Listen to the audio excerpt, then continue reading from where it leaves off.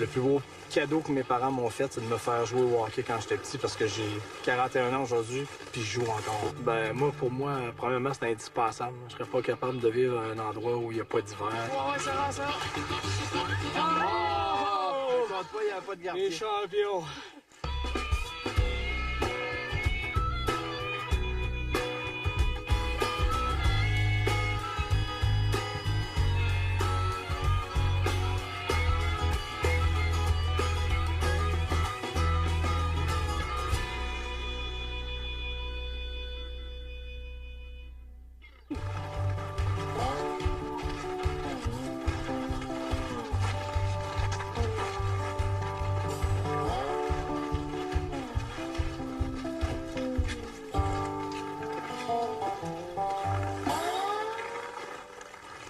On fait une course?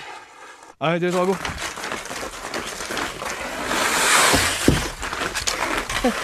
Nanana!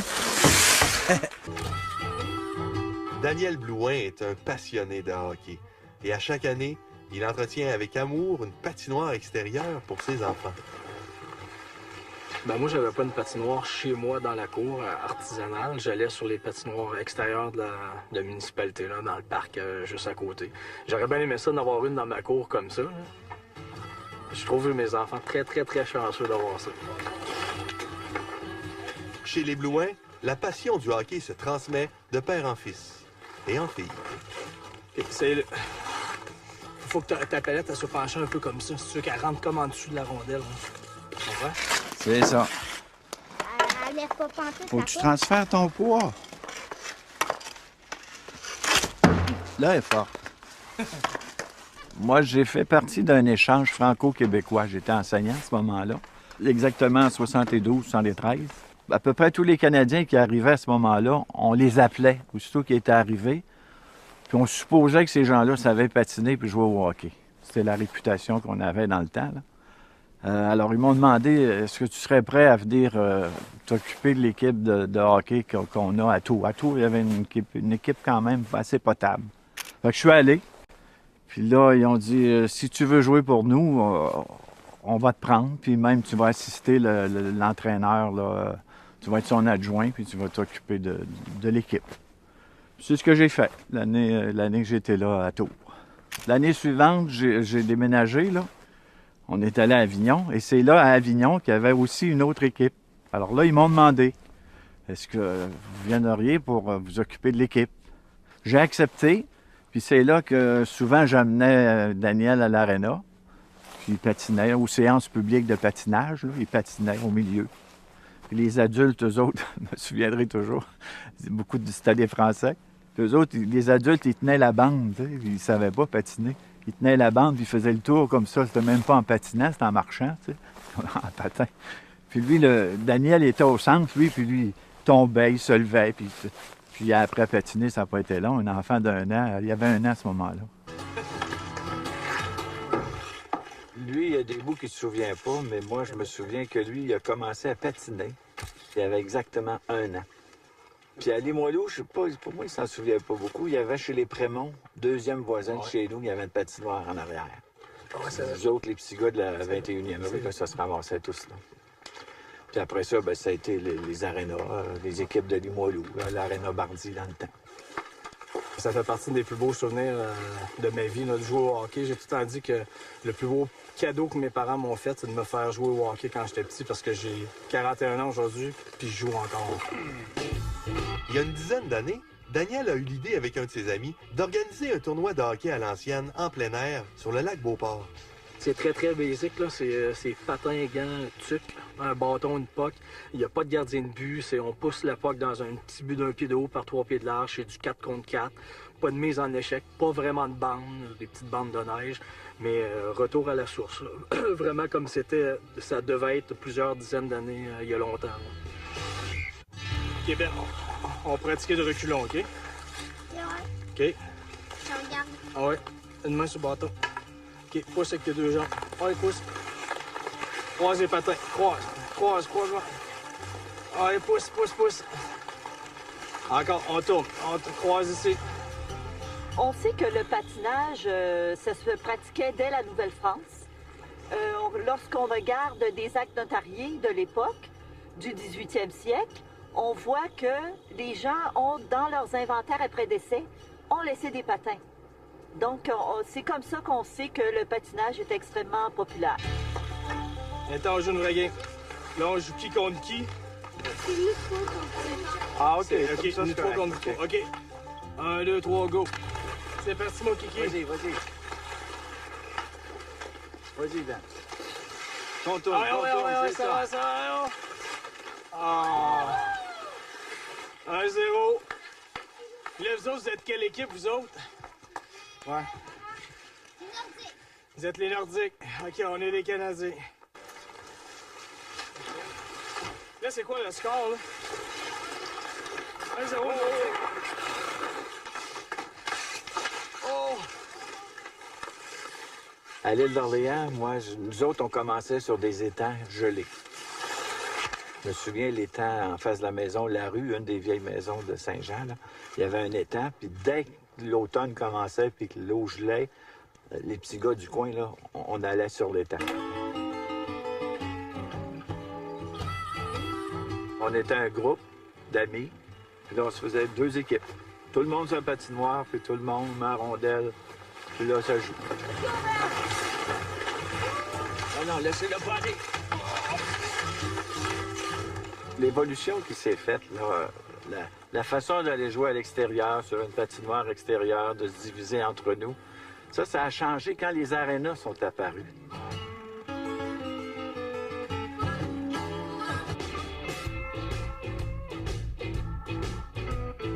Jouer au hockey dehors sur un lac, c'est un naturel au Canada et dans les pays nordiques. C'est comme si, par exemple, en ski, on avait toujours fait du ski dehors. Et à un moment donné, dans l'époque, il y avait fait des centres de ski intérieurs dans les arénas et on s'était tous mis à faire du ski intérieur. Et là, dernièrement, on se remettait à refaire du ski dehors puis trouvait ça sympathique de faire du ski en plein air. Mais le hockey sur le lac, c'est exactement la même chose.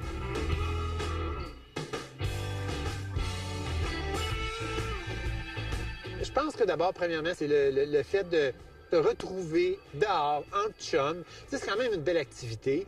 Mais je pense que c'est juste le thrill de jouer au hockey comme ça se faisait, comme le hockey est né, dans le fond. Puis année après année, bien, les gens aimaient ça. Les équipes voulaient s'ajouter au tournoi. Puis en 10 ans, on est passé de 2 à 25 patinoires et de 12 équipes à une centaine dernièrement. Même que là, ça vient des États-Unis, de la Suisse, de l'Amérique centrale pour jouer avec nous autres sur le lac. Ça, ce qui me dépasse encore aujourd'hui. Ah ouais, non. Il faut faire un début, là. Ah ouais, continue. Oui. Accrochage, en C'est cette émission. Ah ouais, amène la tagarnotte. Oh, c'est bon, Ben. Ouais, vas-y, là, laisse-le pas aller. Jouer au hockey dehors, là, c'est sûr, le temps s'arrête. Ah! Pas de but! Tu joues au hockey, tu penses à rien. T'es dans ta tête, t'as juste une chose à focusser, c'est la puck. Puis t'es au plein air, c'est vraiment le paradis, c'est le bonheur à l'état pur. Ouais, bon. Ah ouais? Viens la chercher, la puck. Wayne Gretzky en arrière du but. C'est sûr que j'aurais aimé ça quand j'étais jeune, avoir accès à l'équipement qu'on a aujourd'hui. C'est sûr que dans ce temps-là, les patins, par exemple, là, c'était pas des bottes solides comme c'est aujourd'hui. Fait que il y a beaucoup de jeunes comme moi qui patinaient sur la bottine, là, parce que si t'avais pas les chevilles fortes, le moindrement. En plus, moi, j'avais les pieds bombés, fait qu'il fallait toujours attacher les patins très serrés pour qu'ils tiennent bien. Fait que ça faisait couper un peu la circulation du sang. Fait que j'avais toujours les pieds gelés quand j'étais jeune, là. J'ai souffert le martyre, là. Je me rappelle d'avoir pleuré ma vie là, après des parties de hockey, là, parce que quand on enlevait les patins, là, les pieds, ça picotait. Là. C'était l'enfer.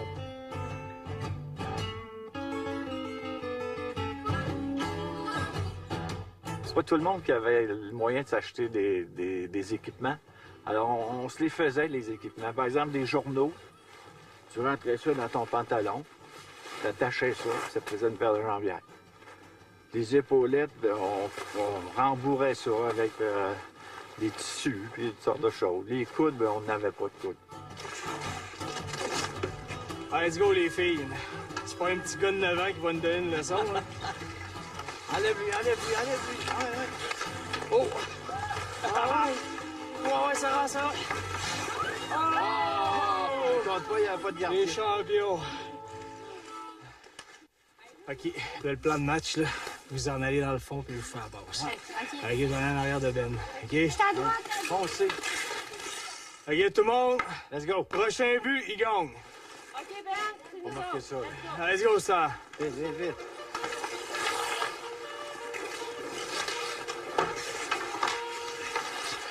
Et ça a presque marché. C'est ça. Allez, on donne Oh, c'est beau, Marcelène! On l'a eu! Pas grave, On les l'a filles. eu! Excellent. Vous avez bien joué, mais pas assez. Je me suis rendu compte, il y a pas longtemps, j'ai réalisé autour de 40 ans que ma vie tournait pas mal autour du hockey sans m'en rendre compte, sans le vouloir consciemment. Mais je veux dire, je joue au hockey 2 fois par semaine.